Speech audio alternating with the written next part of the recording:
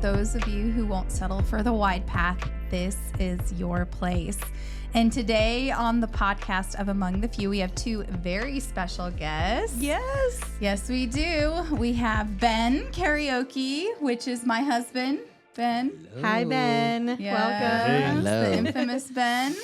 And then Lindsay, you want to introduce? This is my honey. This is Joe Schumann. He's usually behind the desk. He's the one Yes. that's helping us produce the show. But hey, we're flying blind today. We don't know what's going on. So hopefully this records. Yes. Yeah, we're good. It's all going to be good. Yeah. Well, we're Hello. going to jump right in because we thought it would be awesome for perspectives of our marriage and how we came together in our relationship, in our marriage, to come together and let the men share the story. Uh-huh. Would that be fun? It'll be interesting. That's for sure. It's going to be interesting. You guys have heard so much from Lindsay and I, and so we're excited to have them on. Yeah. But before we dive into our stories, we just want to thank you for all of those who are participating in the podcast and are part of what we're doing. Keep sharing, keep liking, and subscribing to the channel.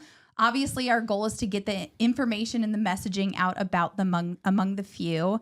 And we want to live that narrow path with the Lord. And so if you like it, share it, subscribe, tell people about it, and keep coming back. You know, when I love a podcast, like 10 of my friends get a text message. So, I mean, be that person for us and help us spread the word, because that is the only real way that people get out there or that we get out there. I think texting it's better than sharing it through the app or whatever, because I think it makes it more personal. Yeah. Yeah, I mean, we have group chats. We're dropping them in. Like I was telling you guys about this amazing podcast I listened to yesterday from the Live Free Josh Howardson podcast. I do that all the time. So if you love us, tell someone. Tell somebody about it. Yeah. All right. So, gentlemen, who wants to get in the hot seat? And the whole goal today is to share. They're both Ben, pointing you at each first. other. The goal today is like for Lindsay and I to stay quiet and let them share from their perspective, like how they met us, what drew them to us, and kind of our marriage journey. But can we start by saying you guys are doing an amazing job with the Yes. podcast? Thank you. Thank I've you. watched almost all your episodes and they have been fantastic. So Yeah. thank you for sharing truth in your hearts with the world. And let them know about, these topics that sometimes we don't get to share from the pulpit, but now we can have conversations about them. And it putting themselves into the line of fire, so to speak, from people who don't necessarily believe the same thing. And it's courageous and brave. So good job. Yeah. Thanks, Good job. guys. That Thank makes you. me feel good. Yes, it does. Hey. All right. Who's up? Ben, we'll go alphabetically. So All right, Ben. Our journey. How did we meet? And tell a little bit about our story. let me start by saying that I was born and raised in Kenya. That's in East Africa. And you can tell Kenya is a long way from where we are right now. And at the age of 21, I migrated to United States to come to college. That was my goal, at least. And I landed in Columbus, Ohio. I did not know anybody in this country. Even the people that received me at the airport, this is the first time I got to meet them. So it was quite scary, just coming all those miles to start a brand new life. But I think when you're young, you're kind of naive. You just want to go get it. You don't think too much about, I don't think I would do that when I'm this later in my life. But 2 years into it, when I came here at the age of 12, that's when the first time I grew up Catholic, and in class, one of the boys called Hosea, who was a preacher's kid, introduced me to salvation and really hammered my theology on our Catholic belief, which I came to realize I didn't even have a belief system. And that's when I really came to understand that I'm supposed to be born again. And I got born again for like a day. It didn't stick. And then at 17 in high school, one of the Christian leaders, again, it was a Catholic high school, but all the Protestant had their own thing going on. Then again, they approached me. He approached me and he cornered me. He spoke to me for quite some time. and I was so convicted. I got born again. I was on fire for about 1 year.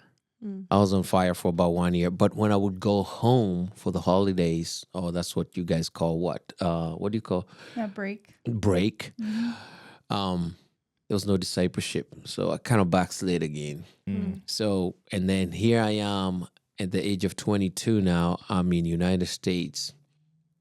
And here comes God again. Like every 5 years, he would come knocking.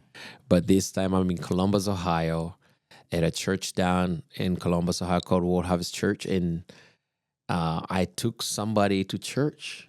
I did not want to be there. On Friday, drunk, promised a lady I would take her to church. She was very excited. And Sunday morning, I was like, I got to keep my...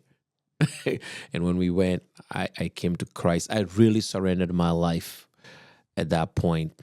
And that was October 26, 2003. And it was in that very church 2 years later that they had a Bible school. And I was admitted to Bible school. And there was a girl that came to Bible school called Jackie. I was a year ahead of Jackie. Yeah. And when she came to Bible school, I was a leader of our outreach team and would take all these students to my neighborhood. I lived in the inner city, and they would come with me every week, and we would invade my neighborhood. And we were getting ready to do a crusade in that neighborhood. And that's when Jackie came to Bible college. But the thing that caught my eye with Jackie is that it was a predominantly black neighborhood.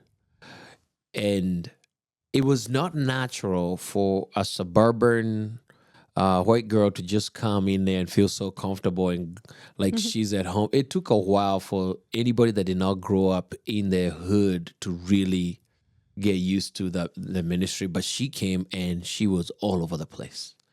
And I was like, hey, what's going on with that girl? Where's she from? So I sent my roommate, who was an older white Australian man, so she was not going to suspect anything of him, to go and investigate about that girl. And he came back and said, she is really something. But our first encounter, we had to pass out flyers for an event that our church was doing. I did not have a car, and I needed somebody to ride with. So the team leader told me to ride with Jackie. So we rode. We had to go 2 by 2, and we knocked on doors after our flyers we were done with the flyers. We talked the whole time. And when I came back, I told my roommate, this girl is really unique. Up to that time, ever since I'd been born again, I had not really had any interest on anyone. I was just full-blown Jesus only and ministry. And this is the first time I saw somebody that was like, caught my eye. And then the second one is when she came to our neighborhood now, and she was all over the place. And I'm like, okay, she caught my eye. That's when I sent my roommate and said, she's a woman of God. She's a woman of God, mate. And was that your Australian accent? That's your Australian. that's my roommate's Australian accent. And that's how I met her for the very first time. Yeah. Yeah. Cool. Yeah. I love that. That's cool. So how long did you guys date? From the time we met, we did it for 1.5 years before we got married. Mm-hmm. The first 6 months were really rocky. Very rocky. Because I really needed to know that she's the one. Mm. And for whatever reason, she already knew she was the one. Yeah. She already knew. One of those days, I was a reader of the outreach, like I said earlier, but I was not feeling well one of those days. And I stayed home and my team went. But I found out that the other team, which was led by a different guy, they were having like a party, like a fellowship. And he sent Jackie to come and pick me to go to that fellowship. Say, since you're not feeling well, just come hang out with us. So guess who gets sent to pick me? Sounds like they were Jackie? like working it out for you guys. These guys are like, Jackie, go pick Ben up all the time. So this is the second ride in her car. And so she picked me up. It was just down the street from where we went over there. The party was over, and then she dropped me back at our house. But something happened because we sat there and just began to have a conversation in the car right in front of our house.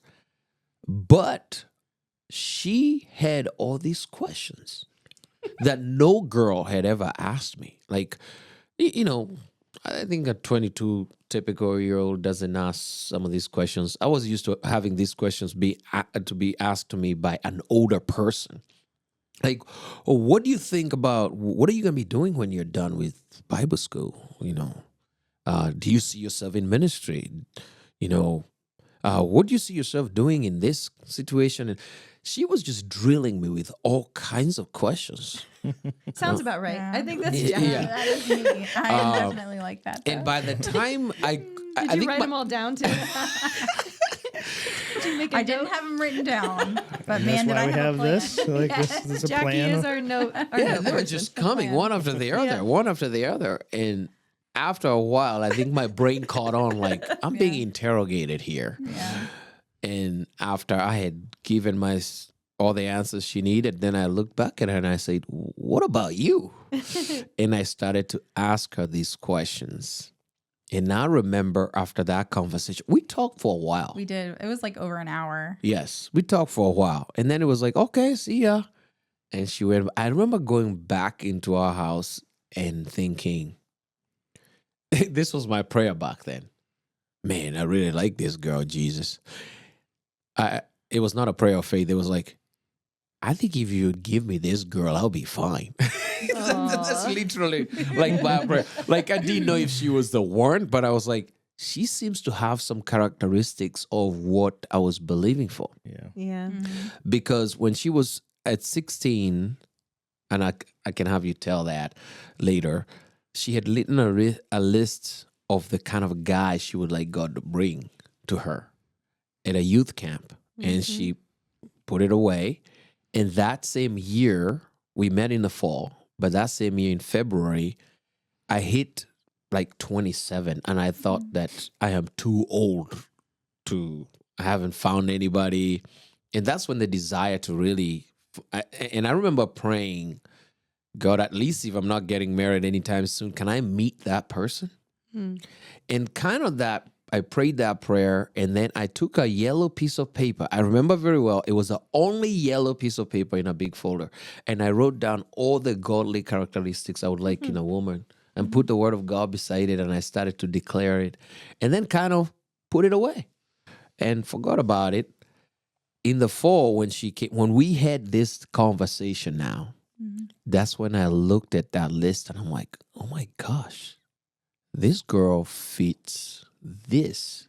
The only thing is, I did not think she was going to be a white girl. Yes. That was not in my radar. Yes. That was not, I just believe. Had you ever dated a white girl? No. Had you ever dated a black guy? No. Yeah. No. Okay.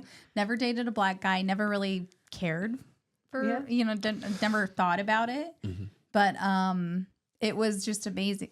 I love when Ben's like, I never thought I'd be like, he regularly says this to me. I'm just shocked that I married a white woman. It's funny because I mean, you're a Mzungu, like you. I was gonna say, you're a you're- white person, and still you still have that African mindset. Like I married a white person. Well, you know? grew up in Kenya, so you didn't see a lot of multi-racial marriages. That's No. like, No. multicultural.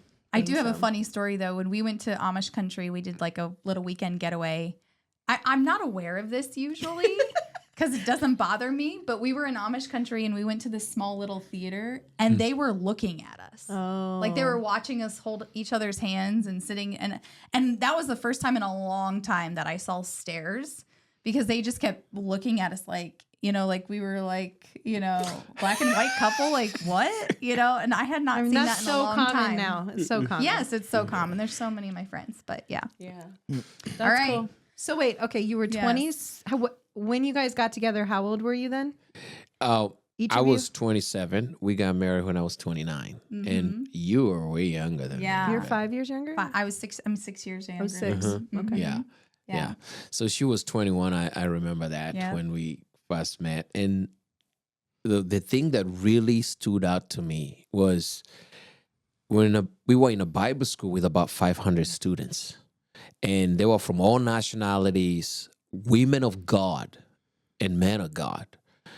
It's probably the most perfect place you can find a spouse because especially when you're all like in ministry. Yes. In ministry. They are all wired for ministry, godly men and women, Hispanic women, African American, name it, from all walks of life.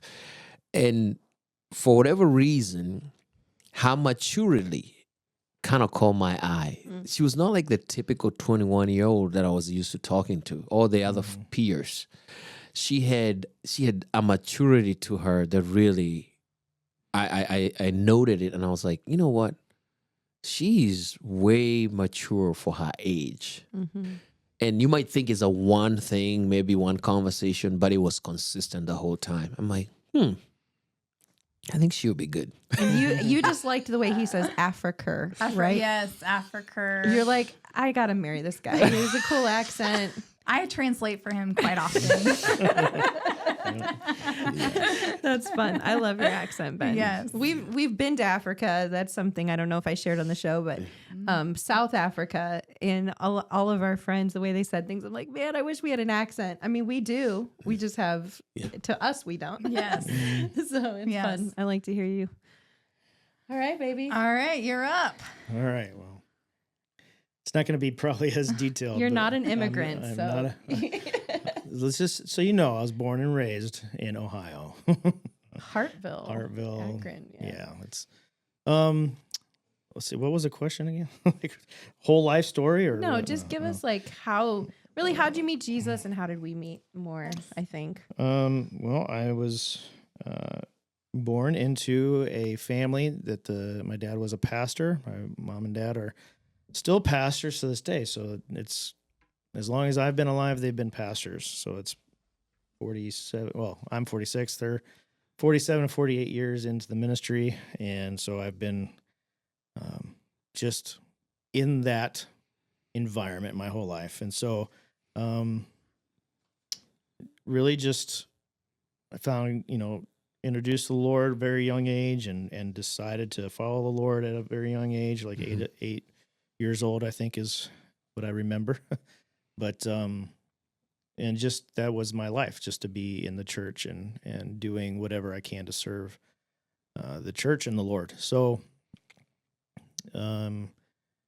fast forward to teenage years, I didn't date at all through high school, didn't have any relationships. And then your parents wouldn't let you. Well, they wouldn't let you, but yeah, I think they look back at it as like it was encouraged not like a strict rule, but, to me, it felt strict. To me, it felt like not okay.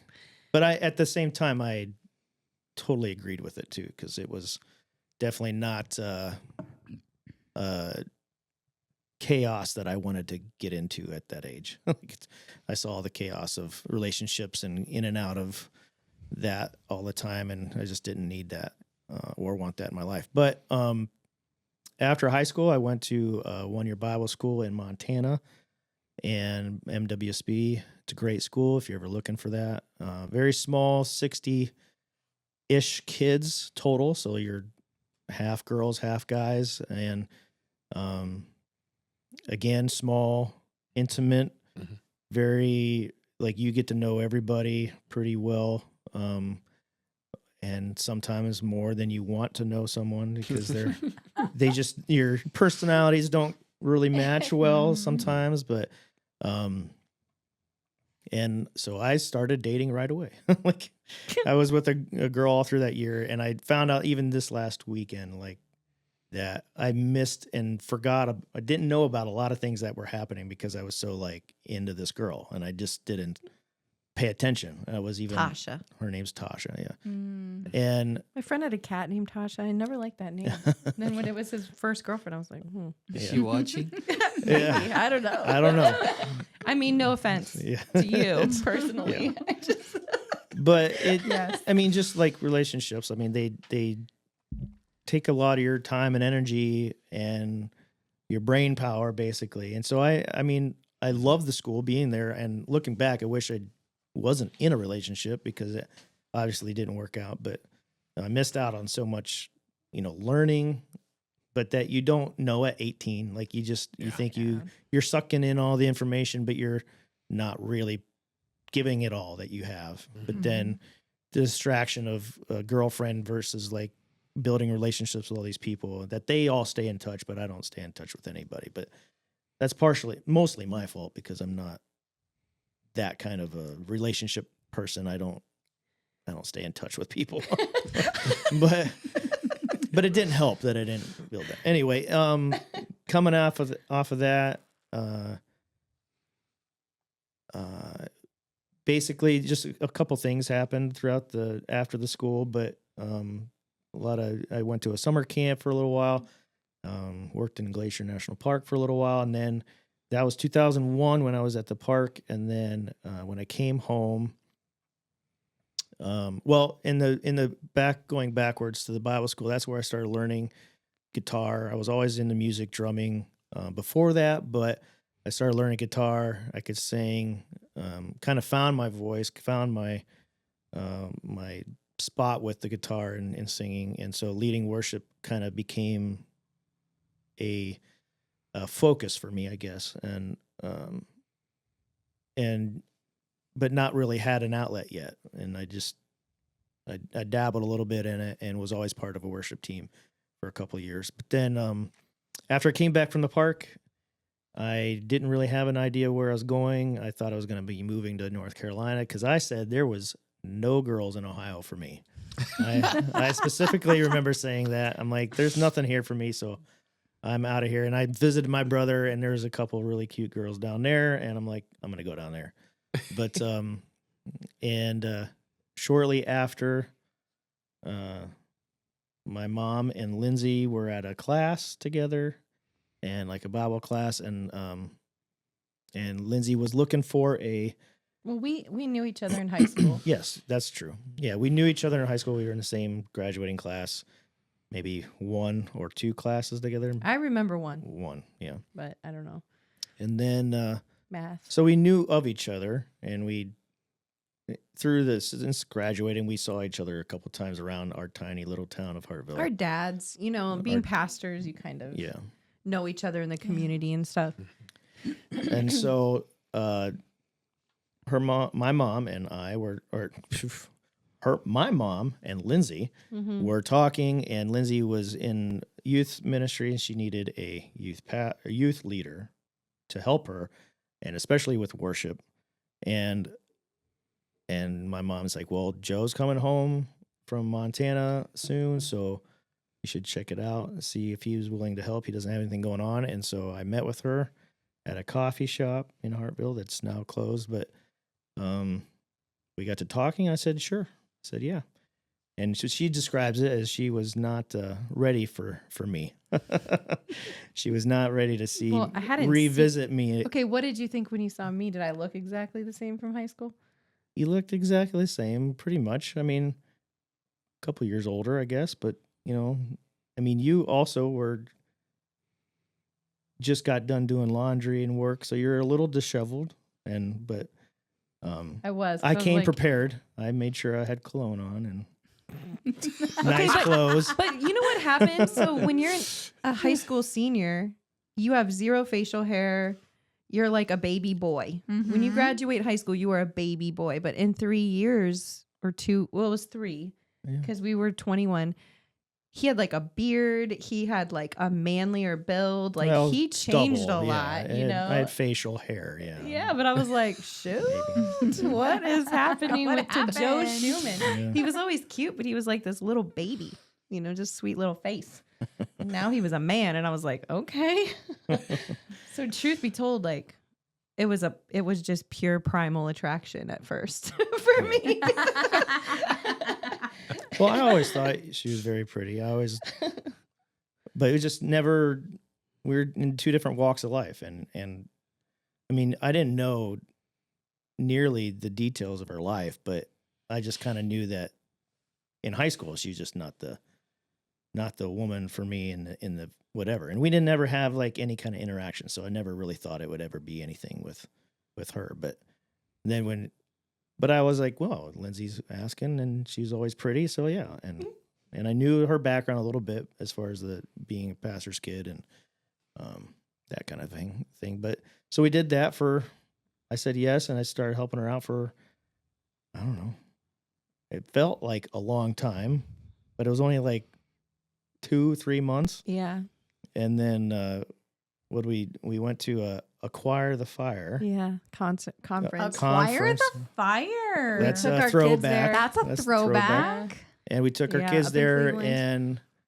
and I found myself being very aware and taking care of her, and really just making sure that I was a good support for her and opening the door, make sure He, she like, has a put pen. his hand on my back, and I was like, you know, those like moments. You guys remember those first I think moments? you Oh, yeah. probably allowed yourself to be taken care of too. Of Like, course. no, I'm saying, Hey, back in those days, women waited for men to like make those moves and stuff. Like Yeah. I didn't make a move on him.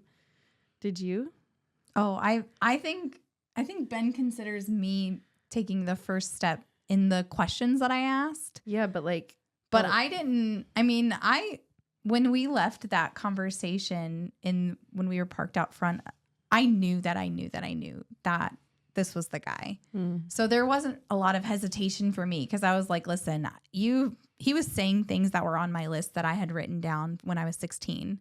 And obviously I've been observing him for quite a bit. So I knew that he had all the characteristics that I was looking for. There was an attraction there. Although, I mean, I never judged him on his glasses and his clothes because they were a hot mess. I think the African came in that way. But well, Joe was a mountain man. I was like, who are you and why are you in so much flannel? flannel, hiking Pockets. boots. So many pockets on your Oh pants. man, cargos. That was back. That was I mean, thing back Ben then. couldn't match clothes for nothing. Yeah. I mean, he'd show up in like neon and red. Cargo and I'm like, shorts, cargo what pants. in That's the all. That was what was in. Yeah. Women help men. Yes, with so the clothing. much. Well, they think. So I think, Ben, when you say that, you said you thought I took the first move because I asked those really hard questions. Yeah, but like physically, because like, Oh no, I would have didn't- never touched him unless he touched me. But like, you know, for like he put his hand on my back and I was like, I mean, pure like, Well, I think I don't we know. had lunch or something yeah. and kind of separated from the kids because we let them kind of roam a little bit, but then we sat in the same booth and our feet touched or something like that, and It's all those Oh, moments, you know? You oh. notice I miss those everything. moments. yeah.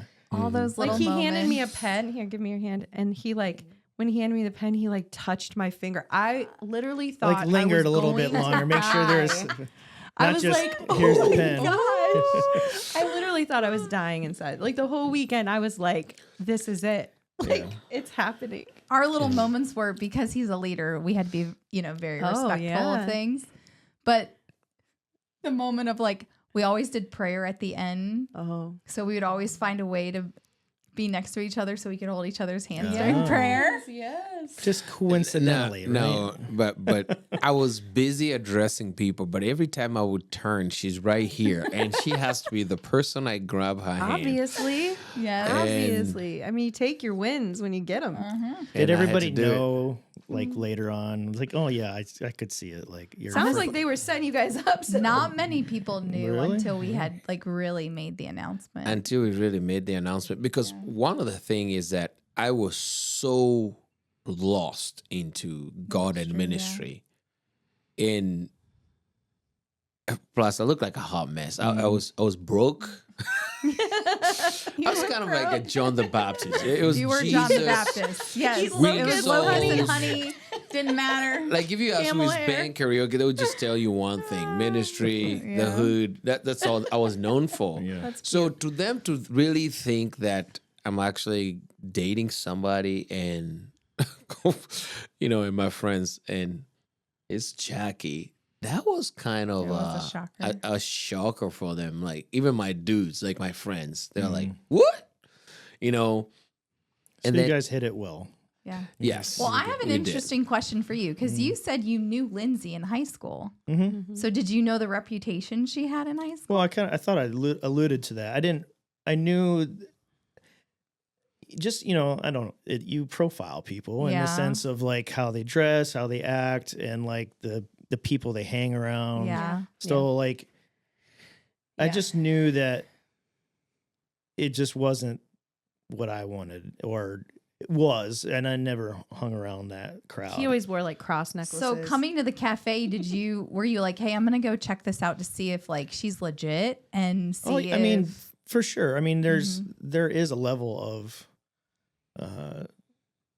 just inquiry of like what's going on, and at the same time, like I that's probably not knowing fully what she was all about in high school, and helped with the process. Like, well, maybe it was just a phase, maybe like just she got sucked into the wrong crowd, or like, just peer pressure, or just, wore the weird things.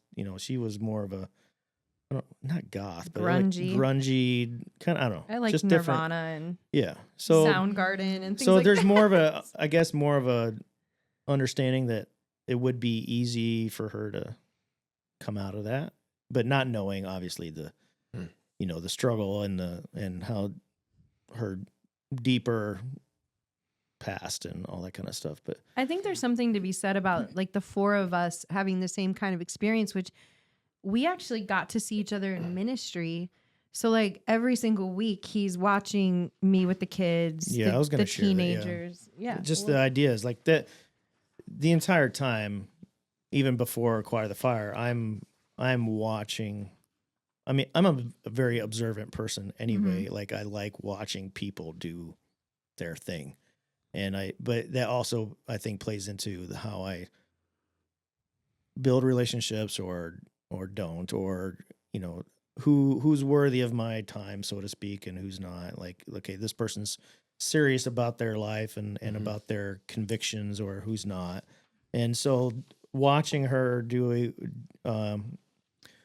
the youth group and lead it, I could see, like, I mean, first of all, you could see it all over her. Her whole appearance was different. I mean, she was more my speed now, like as far as clean cut, kind of I don't know how you call that for a lady, but yeah, you definitely dressed differently, and makeup was different, and I don't know, and but you could tell that there was a hunger for the Lord. That, I mean, because we would have conversations a little bit about what to talk about at the youth group, and she would share what she's gonna share, and then when you're leading people, you can see like how real it is to you by how you are relaying it to everybody else. So like she's coaching kids, she's going after them in a way that's, if it's not real, then it doesn't make sense. Like if it's real, it makes sense. Like it makes sense. But if it's not real, it's like a show, and you can tell easily if it's fake or not. So, I think that's very admirable that you knew her in high school, and like you didn't come with any preconceived, notion of what she was going to bring to that cafe. You were open to it. So that was really cool. Well, and I think like some of, like I said, with the ministry side of it, for the two of you, for us, and, for listeners out there who are looking for a spouse, like this is put yourself in positions where you're serving alongside of other people and watch them. Like you don't have to have like an instant response. Like, obviously I thought he was cute. I mean, watching him lead worship and things like that, instantly I was like, oh my goodness. 'Cause like he's got such a beautiful gift. And I was obviously just, whoa, this is really crazy. Like I didn't see myself here. He didn't see himself here, but here we are together. Like what does this mean? So like there's all these things happening. And I'm sure you guys felt the same. So put yourself in positions where you can watch someone for a while and actually learn their character. Yeah. And not just swipe left or swipe right. I'm just like, how in the world are people expected to meet people of actual quality anymore when they're only on dating apps? I don't know. Yeah, serving is a great way to meet people and really get engaged. Yeah. Well, this is just a snapshot of our stories. But before we conclude, we are going to do some rapid fire questions. You guys ready? All right. Maybe. Here we go. Couples question. Each of us. Who apologizes first? Ben? Me. Yeah. Lindsay, 100% me. 100%. Definitely not me. I don't apologize first. Yeah. No, I have to really mean it before those words come out of my mouth. He says I don't mean it. I don't think you do. I don't think you do. I was just taught Sometimes. really, our family is this way. We apologize quickly. I don't know if we fully mean it Now, yet. what was it the other night? I did something that hurt you, and I'm like, I apologize right away. Yeah. I was like absolutely in shock. And I I was kept apologizing. I'm like, babe, who are you? That's good, man. Yeah. So we've you've grown. learned. You've Yeah. learned. He's grown. All right, next question. Who is more emotional? Define emotional. Yeah, Because I'm very unilaterally one emotion, which like is frustration, and I mean when it comes to like I'm a very even keel guy, but then when emotion comes out, like it's usually in a negative Yes. light. Well, Yeah. you can't sit here and say if there's anyone who's more steady at home, I'm definitely more steady with the kids. Ben can pop if there are things culminating and the kids are driving you crazy. I mean, you can pop it and be like, I'm gonna hurt somebody, yeah. You can. I'm pretty chill as far as that. But if emotional movies, I'll cry my eyes out. You definitely have Everything makes me cry. You definitely I'm a have tender person. I'll say tender. You definitely have the full gamut of Yes, 'cause emotions I can be happening at any Yes. given time with you. So you are more emotional in that way. Yeah. But yeah. Yeah. Yeah, I think I'm more the emotional one in that I'm an open book. You're not gonna have to guess what I'm thinking and feeling. It's very true. Me Yeah. too. I just let it out. Well, we've already said Jackie and Joe are a lot more alike, Yes, and me very and Ben much. are Yeah. actually a lot more alike, which is typical. Like usually have one, Yeah. both people in the relationship. So I don't keep grudges. I forgive No. quickly and move on. So I don't understand. Sometimes I'm like, you still on this? It's day 3. Well, I'm not saying that I don't forgive you, but again, I'm like, do you really mean it? Yeah. Because Yeah. that's a big one for me. Well, Like, 'cause don't we say don't- something and not mean it. I don't want to come back to this. Yes. Yes. I want this Yeah. to be done with in the sense like I understand, you understand. Mhm. And let's now not that do it let's again. not do Yes. this again Yeah. because if you Yes. fully understand and you are fully sorry or forgiving, then we're done with this. Yes. But That's I feel like a lot of good theory. yeah, but it doesn't work Yeah. all the time. No, All right, next one. Who plans date nights? You want to go fast? I feel like I don't know. We don't have a lot of date nights, but we're I just think together I a lot think we now. do evenly in the sense of like I want to go out or you want to go out, and we're like yeah, and so it's not like and we just talk about it together. When our kids were small, I did because he worked a lot. I was home. Yeah, and you had I had to get the babysitters. yeah. So, but now we Yeah, just that's I you don't think we all the have so way. much date nights anymore. We try to do like weekend getaways where we take 1 or 2 nights away and just spend the time with each other. And I usually voice that I want a weekend away. I would say you're the initiator on I those initiate it, and then you have been planning some lately. I think so, Joe actually initiates that more often, where he'd be like, "Babe, we got to get out of town." yeah, Like, I don't know. quiet. Yeah, still. I definitely want to. It doesn't always happen. Yeah. Yeah. That's true. All right, one word to describe your wife. Be nice, everyone. Be nice. Let's pick a nice word. One word to describe your wife. I say this is a very difficult question because I don't think one word would do it. You Yeah. know, A sentence. You got a sentence? yeah, she's feisty on the things that matter, in a good way. She's feisty but gentle on the inside. Mhm. Like even though she might be feisty, is for the right reasons. Mhm. Yeah, and I like that. I would say ferocious Mhm. in the sense, it's same thing. Mm-hmm. It's ferocious in a negative way for the negative things and Mhm. ferocious in the loving Mhm. way when it's loving. So like you're getting all of it at Yeah. all times, Yeah. like Mhm. no matter what. And it's one of the things that stood out to me the most. Yeah. So yeah. So if you could do anything, Oh, which one you're would not you? going to answer it? Oh, me? Yeah, You want home? Come on. It says your wife. No, I'm just kidding. When one word that I would use to describe Ben would be, this is hard too. I would say I would use the word passionate, because no matter what he puts his effort into, he does it 2000%. So if he has a goal, or if he is on pursuit of something, he will not stop until he has pursued every avenue. And I see that in his relationship with the Lord. I see that in fatherhood, fathering the best way he can, provision, pursuit and passion, and making sure that our home is provided for. So yeah, I would say this passion and pursuit in him is definitely. My word for Joe is integral. Mm-hmm. I never met a person that was always the same person, honestly, everywhere. Like, he doesn't change who he is in ministry or at home. Mm-hmm. A lot of people like think that's an impossible thing to do, but I just never knew anyone who had such black and white, clear paths for his life. And he's still that way. Like, it's never changed. He knows what's right and wrong. Even if he's doing the wrong thing, he knows it's wrong. Like, so he's clear on that. And I love that. But like, what you see is what you get. Like, this is who he is. And sometimes people don't like it. Honestly, like, so there's been a lot of people who don't understand him. And I love that about him. I love that he's just out there in his true All right, nature. last one. If it could be either a coffee date or a date night, like a movie night, which one would you prefer? Coffee date or date night? Movie night. Movie? All day long. For sure. Totally movie night. Date Movie night? Date night, food, movie. That's my jam. Yeah.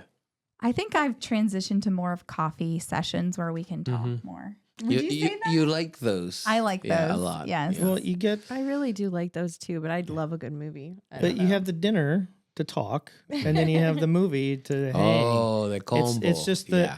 because combo. That's good. I can't do Well, and now the movie 100% theaters, talking all the time. Like I want to be with her. Yes. I want to experience things with her. Yes. We talk, so we satisfy her needs, Mm-hmm. and then I just need, Yeah. the companionship of that. well, and now the movie theaters, the little thing comes up. The armrest So we'll might pop come the up. armrest up and I'll cuddle in, and Yeah. Pretty awesome. then that happens. So that's nice. That's good. Hey, I just wanted to say this real quick before we wrap this episode up, but I think it's really cool to say that we are sitting on the couch with two men who both waited for us until marriage. And we didn't really get into that part of the story with either of you guys, but I just really want to say thank you for being the kind of men who wait for their wives and who don't coerce and make it something else, because we just live in a world right now where men don't have those examples anymore of men who have walked that road. And so it's cool that obviously I wasn't a virgin. Ben stories that he wasn't, but the two of you guys were, and we all waited till our wedding day. And what a beautiful thing to be able to have that for our testimony for our kids. And It's a beautiful testimony. Now I'm going to sit here and say it wasn't easy. I mean, there was heck lots no. of temptation, and I had to obviously kick him out. we had to run from the temptation and keep Flee. good boundaries. we called them no nights. So tonight was my night that I had to tell him no. Like at a certain point, we're like, okay, we can't go any further than this. And I mean, we would be making out sometimes, and I'd be like, no. And then it would be his turn, and he would have to be like, no, get out. We have to leave.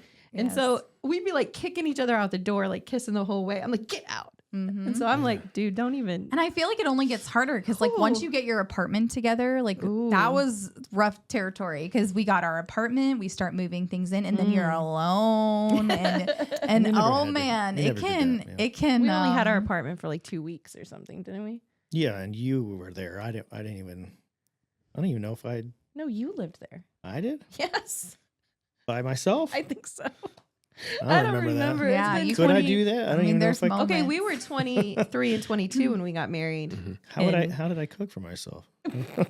I probably You came came- over. And I don't know how to cook. Well, as we conclude here today, we just this is just the beginning. We're excited for them to join us for the next episode, and we want to thank you guys for joining in on Among the Few today, Yes. and be a part of the next episode. Thanks, guys. Bye. Bye. See ya.